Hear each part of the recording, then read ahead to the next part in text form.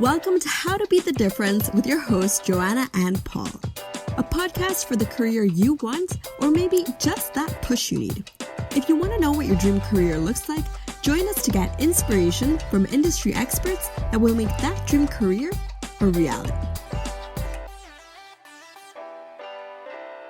Hello, you are very welcome along to How to Beat the Difference with your hosts, Paul Linsky and Johanna Molina. Johanna, how are you? I'm very well, Paul. Very, very well. And very cold. How are you today? Cold. Oh, it's so cold over here and it's raining and it's miserable. It's been 0 degrees. Oh, gosh. It's been 60 degrees. Come here. Are you all set for Christmas? We're approaching that time of year now. I am all set for Christmas. I am one of those people that put up the Christmas tree on the 1st of November. As soon as Halloween is over, I'm like, okay, great. First, let's get everything out, then let's put Christmas. So yeah, I'm very, very excited about Christmas. Oh, lovely. And have you got all your presents? Everything sorted out?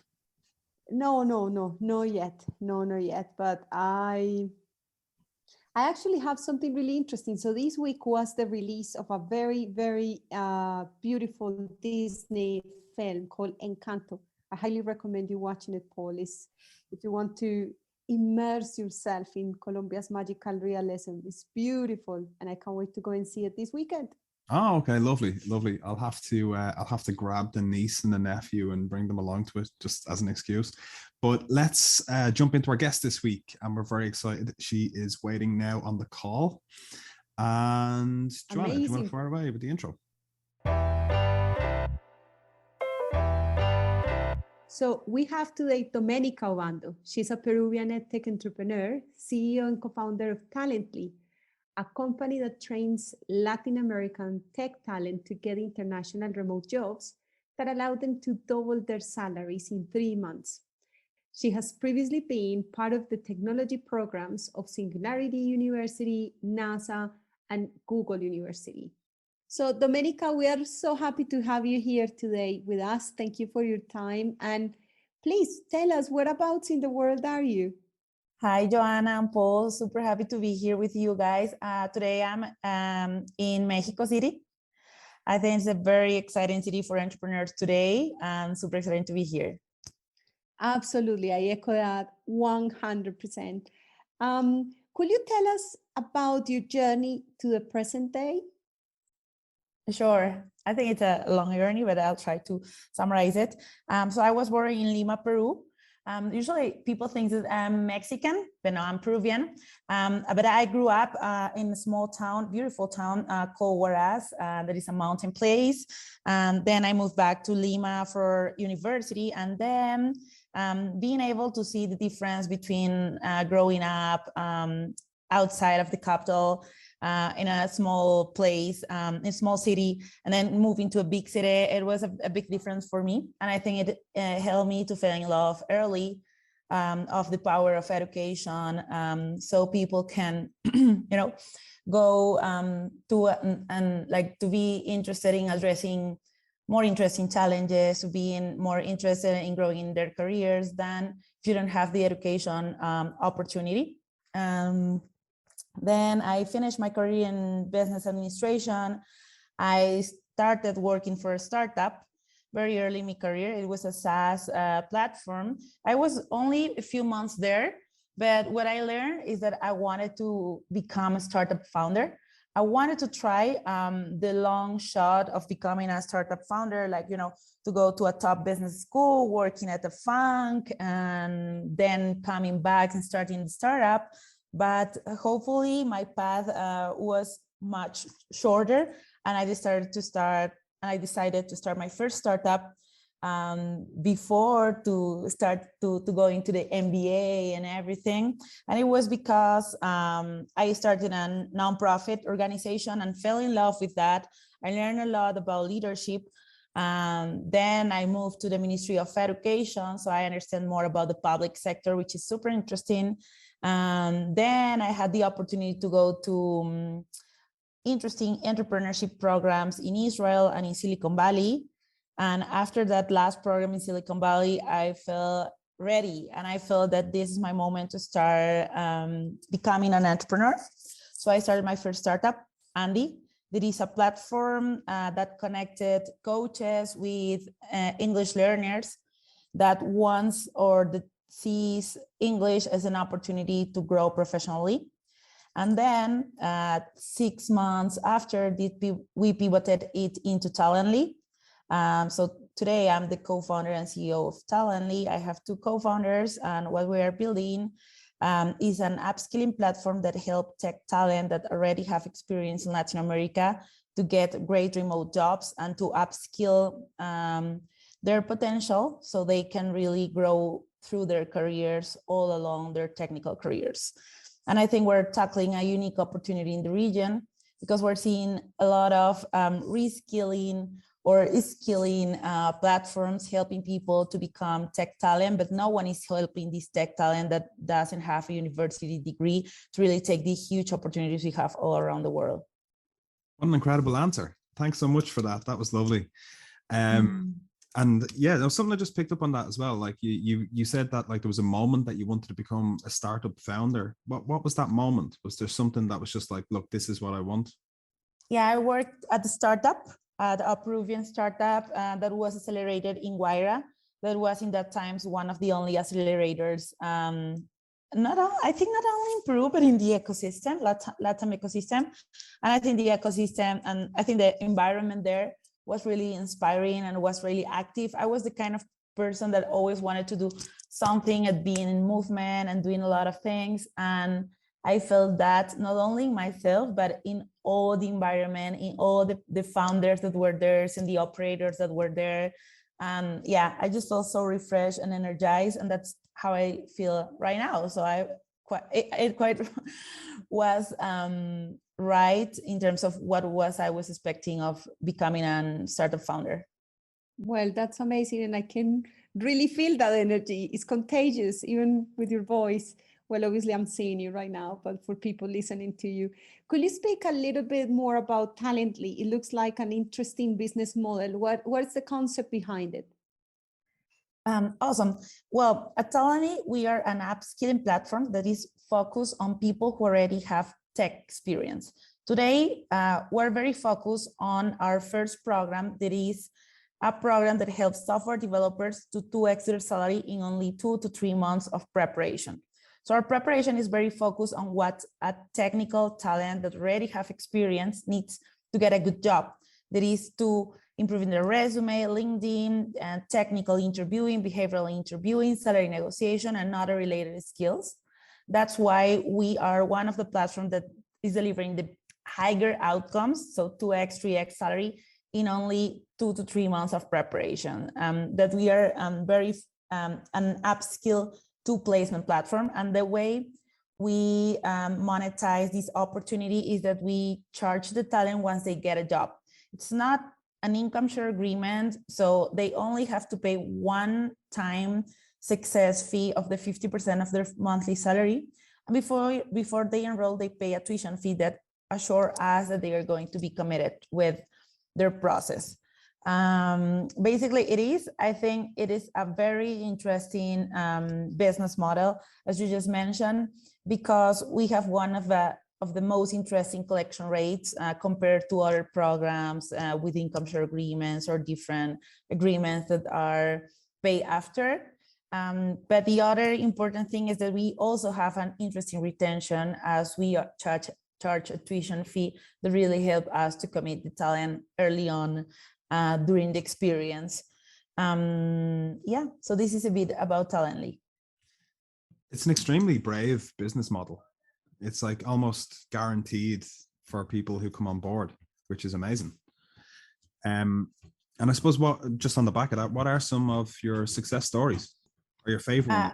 Yeah, we have so many, but the ones I really like is the women's stories, because when we started the program, it was the 2% of our population was female. So 2% is like really bad. Like 7% of the market are women, and we have an even worse percentage. Then we launched these women scholarships that I know we're going to talk more about that later. And we received many applications. The program was 20% women, and we really like that. And some of the first graduated were cases I see very closely. One of them was this girl, Carolina. She's Colombian, and she worked at Kavak. That was the first Mexican unicorn.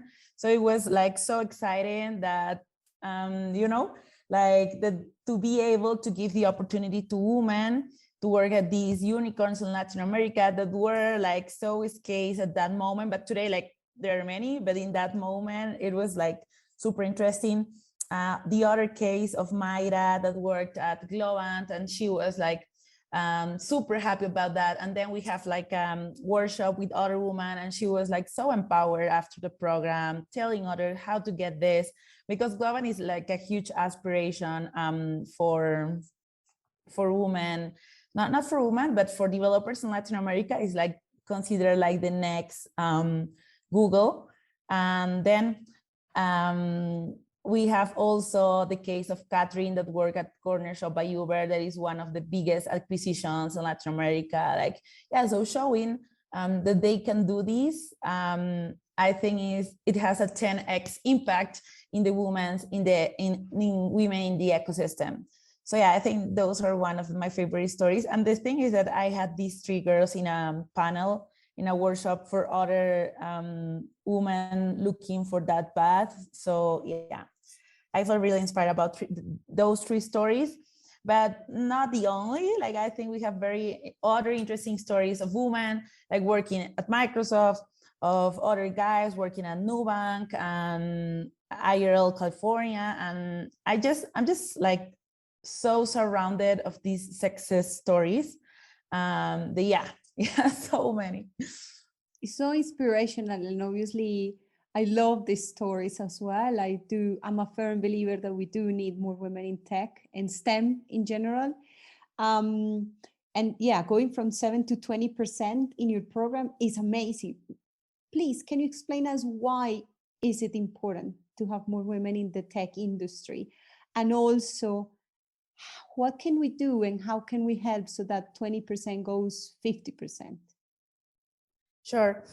The tech industry is one of the most interesting industries today, and it is going to be much interesting, but a long time. So today, what we're seeing in the tech industry is higher salaries, opportunity to work internationally, a lot of upside, career upside if you really are looking for growing through their career and getting leadership roles and other. In my perspective, in the next 10 to 20 years, any company is going to be a tech company. So if we do not have women in the sector, that is going to be a huge not advance for our gender. So I think it's basic that we need women really growing in the tech industry, because if not, this salary gap that we have been working so much to close is going to open up again. So I think it's super important. How to do from 7 to 50% the percentage of women in tech. I think it is really demonstrating that this is not a male career, that it is not like only like business and I don't know, other kind of careers are for women, and tech and software engineering is for men. I think that should be removed from our minds. And definitely we should encourage and do much more investment in taking women in engaging women in tech careers.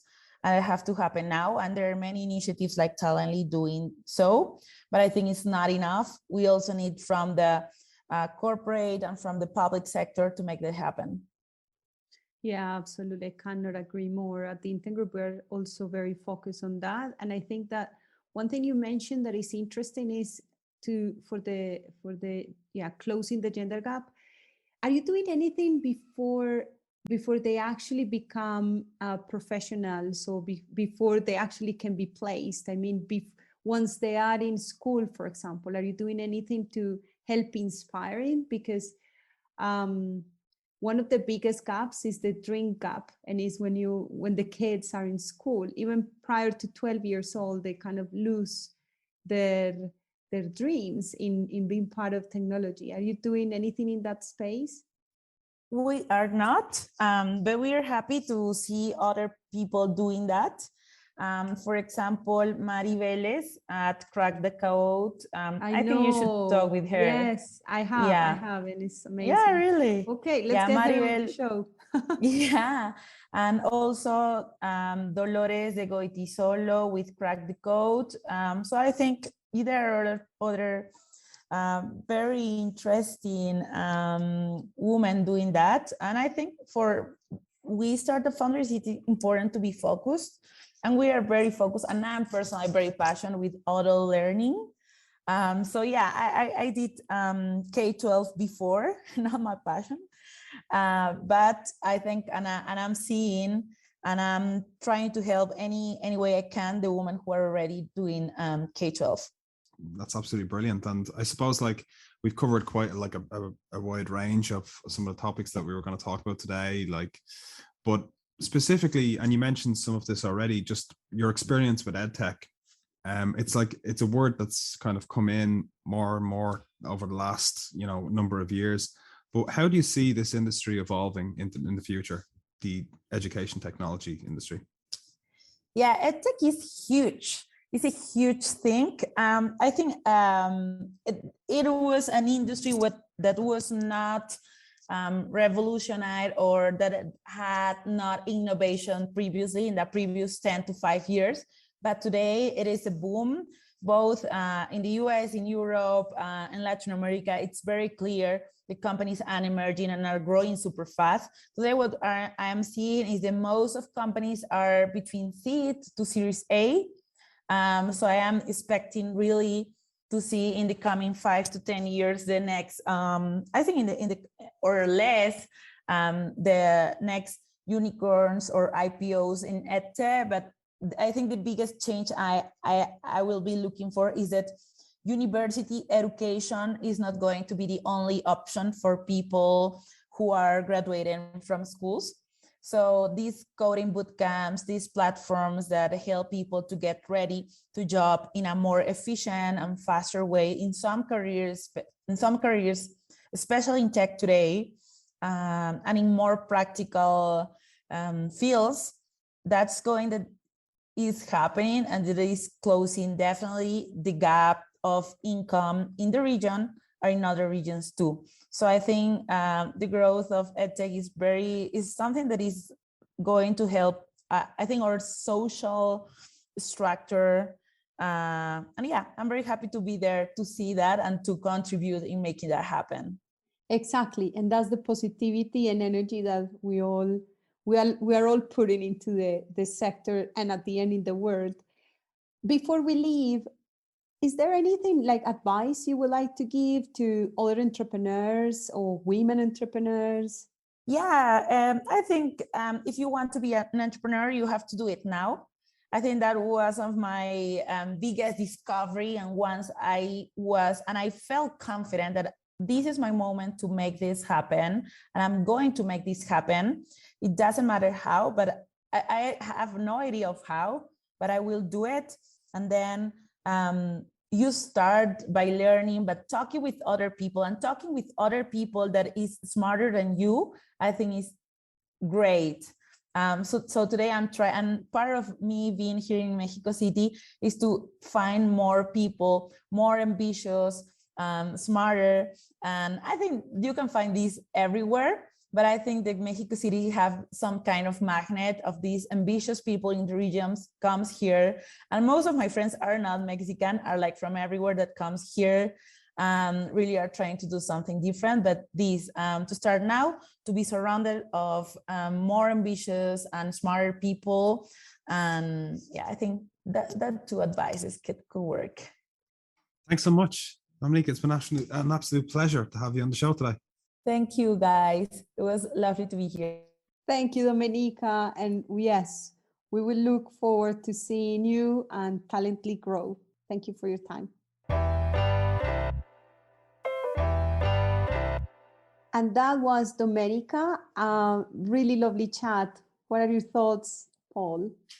Oh, she was lovely. Yeah, that was a nice chat, and super interesting company actually, and very interesting business model of guaranteeing work. So I found that fascinating because you don't usually see it, and it's good that something so brave can be so successful. Absolutely. And I think I agree with her on the potential and immense impact that EdTech has and will have in shaping our future. But that's it for today. And you can reach us at howtobethedifference@theinterngroup.com or on social media @theinterngroup. Yeah, and also if you can rate and subscribe or whatever you do to wherever you get your podcasts, that will help us out tremendously. And that's it for this week. Thanks a million, Johanna. Thank you, Paul, and thank you to Doménica. Bye-bye. See ya. Good luck.